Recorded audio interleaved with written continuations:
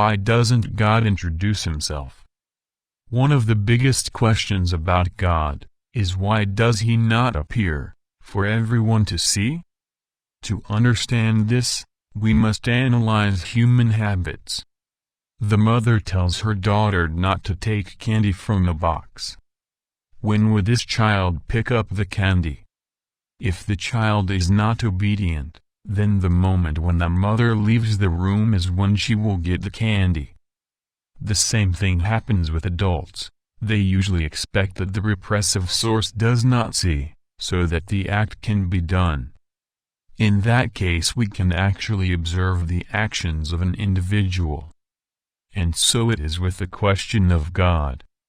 It is necessary for man to do everything he wishes, as if there were no repressive source. And in that case the man could be rightly judged. We can read in Ecclesiastes 12:14, that God will bring all things, even hidden ones, to judge whether they are good or bad. So in the divine question, things must be demonstrated in their real form. We can also read in Luke 12:2 and 3 that everything covered will be revealed, and hidden will be known, and everything that is spoken hidden will be brought to be heard. Thus, it is the clear fact of not observing God and other entities. For man must show his true face, as if there were no God to condemn him. Each human being must live according to the purpose of his life.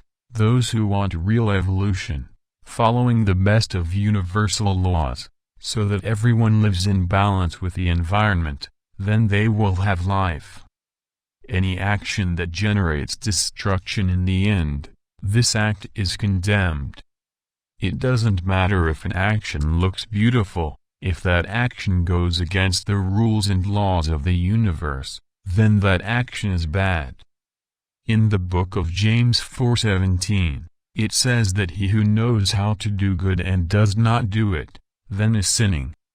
Thus, if a person does things that harm his body, he is sinning, because he knows how to do good and does not do it. If the person knows that following the biblical ways is good and does not do it, then he is sinning. But if you don't know, then you are not to blame.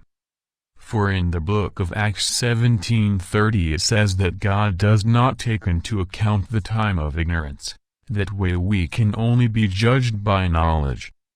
Thus, people who do not know the Scriptures will be judged without the Scriptures. In Romans 2:12-15 shows that those who did not know the law, not the law will be judged, for even without the law, had the law on their hearts. And so they were good people, without knowing God. That way, several people will live forever, without knowing why, until it is revealed.